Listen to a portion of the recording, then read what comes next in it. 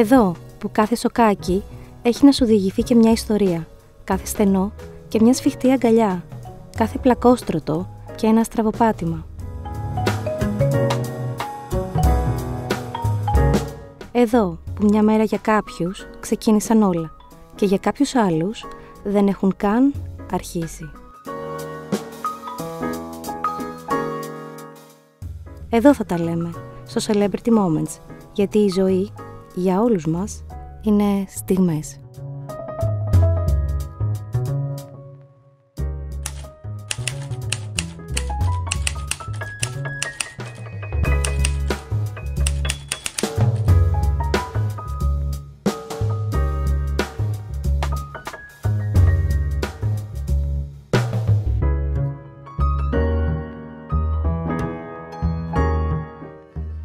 Νέα γυναίκα, στην κυρία Έλληνα Νικολακοπούλου. Καλησπέρα σας. Καλησπέρα σας. Μεγάλη μου τιμή που είμαι εδώ σήμερα μαζί σας και μιλάμε. Η ύπαρξή σας και η γραφή σας είναι δώρο για τον πολιτισμό μας. Ο πολιτισμός μας μου έχει κάνει αυτό το δώρο. Να μπορώ κι εγώ να έχω προσωπικό λόγο μέσα σε μια διαδρομή τόσο πλούσια από σπουδαίους ανθρώπους του λόγου, αλλά και τεχνίτες του τραγουδιού.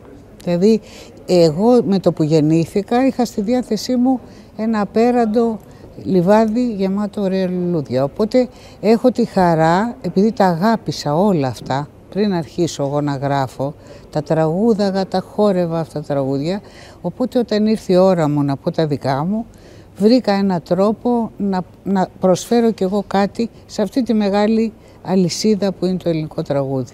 Σας τίμησε ο πρόεδρος της Ελληνικής Δημοκρατίας το 2004. Κοιτάξτε, ήταν για μένα τόσο ευνηδιαστική αυτή η ειδοποίηση ότι θα μου δώσουν τον αργυρό σταυρό του τάγματος του Φοίνικος και το συνδύασα μέσα μου με την συμμετοχή μου στην Ολυμπιάδα μας. Και ειλικρινά είναι από τις λίγες φορές, δεν το λέω για το πρόσωπό μου, αλλά για να τονίσω κάτι άλλο, ότι πρέπει να έχει η πολιτεία το νου της. Οι άνθρωποι οι οποίοι δείχνουν την αφοσίωσή τους στο να δημιουργούν ωραία έργα και να κάνουν τον νέο ελληνικό πολιτισμό ισχυρό, είναι ωραίο η πολιτεία να τους έχει στο νου και κάπως να τους επιβραβεύει. Και να τους δίνει και το έναυσμα. Και να τους δίνει και το έναυσμα, αλλά έναυσμα έχουν και από μόνοι τους. Απλώς έχουν έννοια να υπάρχουν θεσμοί, δηλαδή να μπορούν, όπως έχουμε τώρα πια ωραία ιδρύματα πολιτισμού, καταλάβατε, γίνανε και στην Αθήνα, γιατί η ζωή πια και η παραγωγή του πολιτισμού, ή χορός είναι αυτός, θέατρο ή συναυλία, είναι πια κάτι πολύ ακριβό, χρειάζεται υποστήριξη. Οπότε αυτός είναι ο καημός, δηλαδή να υπάρχουν δομές τέτοιες που να ξέρεις ότι και τα νεότερα παιδιά που θα έρθουν, νεότερες γενιές, να έχουν ωραίους χώρους. Καλή ώρα τώρα μιλάμε σε ένα χώρο που θέλω να σας πω ότι έχω να έρθω 30 χρόνια. Είχα έρθει τότε με το Σαν ηφαίστειο που ξυπνά. Εδώ μια μεγάλη παραγωγή που ο κόσμος αγκάλιασε με αγάπη τότε την άλκιστη και είχε μια σκάλα θεόρατη εδώ, που σκαρφάλωνε. Ήταν πρωτοποριακό τότε αυτό που είχαμε κάνει με τη λάβα και βλέπετε ότι αντέχουμε. Τόσα χρόνια αντέχουμε να δίνουμε κάτι, να δίνουμε το παρόν.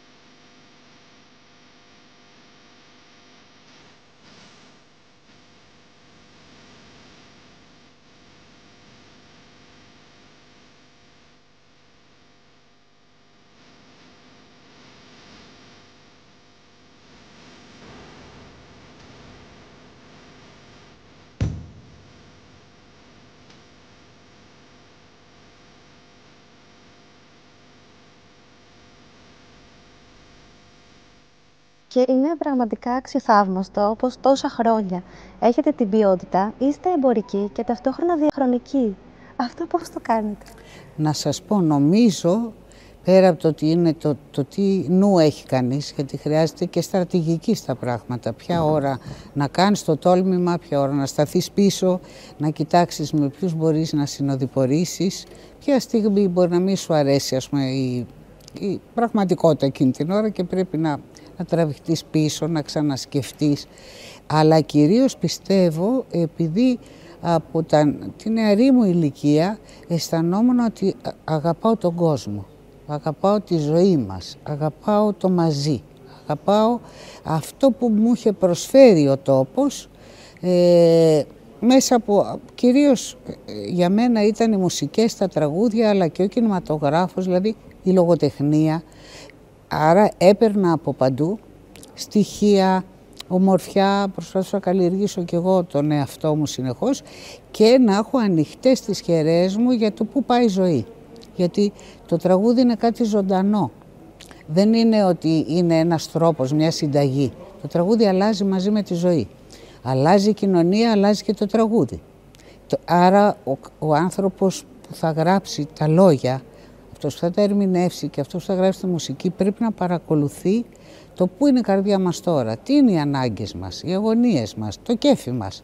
Όλα αυτά αλλάζουν και πρέπει να είσαι σαν να έχεις ένα μικρό αμαξάκι και τα παρακολουθείς στην πορεία τους. Τι ήταν αυτό που σας ξεκλείδωσε και ξεκινήσατε να γράφετε? Μια εσωτερική παρόρμηση, και αν με βοηθάτε τώρα να θυμηθώ ότι επειδή ας πούμε στο δημοτικό ακόμα δεν ζούσα στην Αθήνα. Ζούσα σε μια επαρχία που μπορούσα να είμαι ελεύθερη, να βγαίνω, να κάνω ποδήλατο, να γυρνάω. Όταν πια ήρθα Αθήνα, Τετάρτη Δημοτικού, και έπρεπε να κλειστώ στο σπίτι, δεν ήταν πια το ίδιο, γιατί είχαν αγωνία η δική μου, που θα πάω, τι ώρα θα γυρίσω και αυτά. Η κλεισούρα λοιπόν στο σπίτι με γύρισε μέσα μου. Και λέω, μικρή, Ναι, δηλαδή από τα 9 άρχισα και έγραφα. Στα 13 ήξερα ότι κάτι θα κάνω. Ήμουνα σίγουρη, γιατί ήταν αυτά που μου ερχόντουσαν και πολύ περίεργα, σαν εικόνες, σαν έννοιες, και το κατόρθωσα. Και το πιο σπουδαίο είναι ότι 19-20 κυκλοφόρησαν τα πρώτα. Και νομίζω ότι και μεγάλο σταθμό στη ζωή σας, παρόλο που σπουδάζετε μαζί στην Πάντιο, άλλη επιστήμη, ήταν και ο κύριος Σταμάτης Κρεωνάκης, επίσης σπουδαίος. Τα 2 πρώτα χρόνια είχαμε λίγο το νου στην επιστήμη. Από την ώρα που συναντηθήκαμε και γράψαμε τα πρώτα τραγούδια, η επιστήμη πήγε δίπλα. Το μυαλό μας πια ήταν τα τραγούδια. Και αυτό ήταν μια μεγάλη τύχη της ζωής μου. Από τα πρώτα βήματα να βρεις έναν άνθρωπο που να ταιριάζει τόσο πολύ και να καταλαβαίνει τα λόγια, να γράφει τόσο ωραίες μουσικές, ήταν συγκλονιστικό. Σας αποκαλεί γεννημένη ποιήτρια. Για μένα είναι το μεγαλύτερο ταλέντο που έχει περάσει τα τελευταία χρόνια.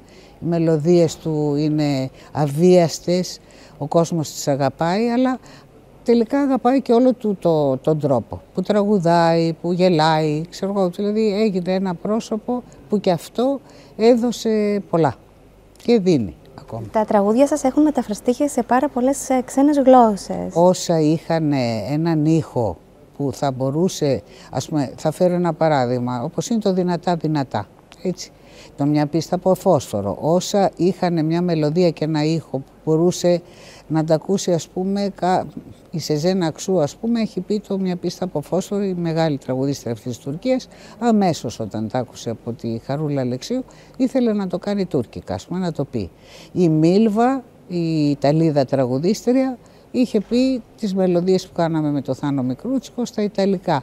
Το δυνατά δυνατά έχει πάει σε 5-6 χώρες και έχει μεταφραστεί. Γιατί πιστεύω ότι ο ξένος θα ακούσει τη μελωδία πρώτα. Δεν είναι από τα λόγια μου που συγκινήθηκε. Αλλά είναι ακούει... και τα λόγια σας όμως. Να σας πω, τυχαίνει. Αν έχεις ένστικτο καταλαβαίνεις. Αλλά ο ξένος που θα ακούσει κάτι, ένα τραγούδι, πιο πολύ είναι ο ρυθμός και η μελωδία που μπορεί να τον συγκινήσουν. Πάντως το «Να ήταν η χαρά οικόπεδο», νομίζω ότι μέσα σε μία πρόταση τα έχετε πει όλα. Αυτό ξέρετε ότι είχα τρέλα στα οικόπεδα. Δηλαδή Τα πρώτα χρόνια μέναμε στο Νέο Κόσμο στην Αθήνα, ας πούμε, που δεν ήταν πυκνή η οίκηση, είχε δηλαδή σπίτια, αλλά είχε και οικόπεδα. Και εγώ δεν έβλεπα την ώρα να κατέβω στα οικόπεδα κάτω, να μαζέψω λουλούδια, να ξεσκάσω, γιατί αγαπούσα τη φύση. Δεν μπορούσα την κλεισούρα. Νομίζω πως όλοι μας θέλουμε ένα οικόπεδο να τρέχουμε και να θυμόμαστε. Τώρα πια, και αυτό την εικόνα που έχω, το ποδήλατο αυτό, ποιο παιδί δεν θέλει την ελευθερία του και ένα ποδήλατο με το κουδούνι, να κάνει φασαρία και να πηγαίνει όπου θέλει.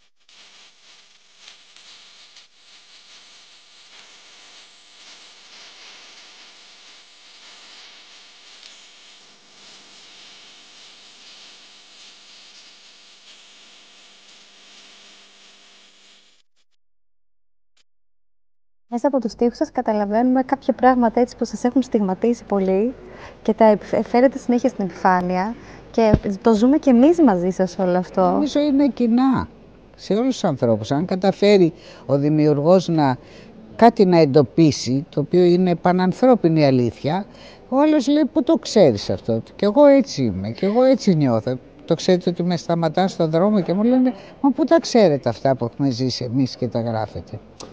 Αν είσαι πολύ αληθινός, μπορείς να συγκινήσεις πολύ κόσμο. Και το πολύ σπουδαίο επίσης είναι ότι τη δίνετε και σε νέα παιδιά να σας πλαισιώσουν, να σας πλησιάσουν, τους δίνετε το βήμα. Πόσο σημαντικό είναι αυτό και νέα παιδιά με ταλέντο. Να σας πω κάτι, επειδή το ίδιο μου κάνανε εμένα οι μεγάλοι όταν πρώτο παρουσιάστηκα, δεν ξεχάσω δηλαδή τη βοήθεια του Γιάννη του Σπανού στα πρώτα μου βήματα, της Δήμητρας της Γαλάνη.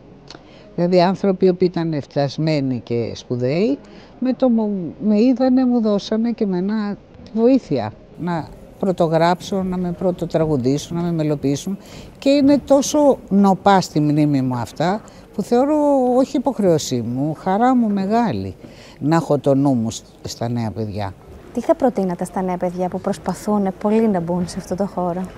Κοιτάξτε, να μην όνειρα, πρέπει να έχουν πολύ δυνατά όνειρα και να προσπαθούν από αυτούς τους ανθρώπους που βλέπουν γύρω τριγύρω με το ένστικτο να δούνε ποιος μπορεί να τους ακούσει αυτούς. Γιατί δεν ακούμε όλοι οι άνθρωποι. Δηλαδή, καταλάβατε τι λέω, να επιμένουν και να διεκδικούν το δρόμο τους μέσα από αυτά τα αγκάθια που ζούμε αυτή τη στιγμή, που είναι όλα ανακατεμένα. Και το λέω γιατί στα χρόνια τα δικά μου υπήρχαν οι εταιρείες, υπήρχαν παραγωγοί, έστελνες ας πούμε τα τραγούδια σου, μελωδίες σου, τους στίχους σου, κάποιοι τα κοιτάγανε. Τώρα ο κόσμος είναι πολύς που γράφει. Και μουσικές και τραγούδια και πολλοί άνθρωποι που τραγουδούν. Αλλά δεν υπάρχει η δομή αυτή που να τα βοηθήσει αυτά τα παιδιά. Θέλει μια επιμονή. Να χτυπήσεις την πόρτα δηλαδή σε έναν άνθρωπο που μπορεί να σου φαίνεται ότι θα σε καταλάβει. Η πολιτεία ασχολείται με αυτό το κομμάτι, πιστεύετε? Όχι. Δεν νομίζω ότι ασχολιόταν ποτέ η πολιτεία με αυτό. Ξέρετε κάτι, απλώς κάποτε αυτά ήταν πιο φυσιολογικό να συμβαίνουν. Δηλαδή υπήρχαν πολλές εταιρείες, υπήρχαν άνθρωποι που είχαν το νου τους να ακούσουν τις ωραίες φωνές. Αυτό τώρα έχει ραγίσει, να το πούμε και έτσι. Βλέπουμε πια ότι έχει υποκαταστήσει τηλεόραση και τα talent shows αυτή την πλευρά, αλλά δεν είναι έτσι τα πράγματα. Δεν μπορείς να πετάξεις κάποιον σε μια αρένα και από τη μια μέρα στην άλλη να του δώσεις, ας πούμε, θέλω να πω, ένα ρόλο. Ελπίζω ότι η ζωή είναι τόσο ευφυής, τόσο απρόσμενη, η τροπή των πραγμάτων είναι τέτοια που πιστεύω ότι καλεί κάθε γενιά να βγάλει από την καρδιά πράγματα. Δηλαδή κάθε γενιά πρέπει να μιλήσει για αυτά που περνάει. Εμένα αυτή τη στιγμή δεν με ανησυχεί, ας πούμε, εννοώ και η τραπ και όλα τα ρεύματα αυτά. Απλώς η εμπορευματοποίηση κάνει αυτά να μοιάζουν τα μοναδικά που συμβαίνουν. Συμβαίνουν και πολλά άλλα πράγματα γύρω-γύρω. Απλώς εμπορικά έλκει το ενδιαφέρον και την παρατήρηση η τραπ. Στο τέλος βέβαια καταλήγουμε ότι πάντα αυτά που μένουν είναι τα ποιοτικά κομμάτια. Εγώ πιστεύω ότι αυτά που μένουν είναι αυτά που αγάπησε φυσιολογικά ο κόσμος. Αυτό έχει δυσκολέψει αυτή τη στιγμή. Γιατί μπορεί να βγαίνουν τραγούδια, αλλά δεν θα τα ακούσουμε από το ραδιόφωνο. Εάν αυτοί οι τραγουδιστές που τα έχουν βγάλει αυτά τα τραγούδια δεν έχουν μια σκηνή μουσική να τα πούνε, πώς θα τα μάθει ο κόσμος. Το μεγάλο ζητούμενο είναι η ζωντανή επαφή με τον κόσμο. Και κλείνοντας, μια συγκλονιστική στιγμή θέλω να μου πείτε, της πορείας σας όλες. Κοιτάξτε, το συγκλονιστικότερο της πορείας μου ήταν η τελετία έναρξης των Ολυμπιακών Αγώνων. Γιατί είχα την επίγνωση ότι αυτή η ομαδική συνεργασία θα ήταν κάτι που θα την έβλεπε όλος ο πλανήτης. Πιστεύω ότι έχω δίκιο που θεωρώ αυτή. Σας ευχαριστώ πάρα πολύ. Να συνεχίσετε να μας γράφετε τόσο ωραία τραγούδια, γιατί είστε πρότυπο. Το θέλω όσο δεν φαντάζεστε και εγώ ευχαριστώ.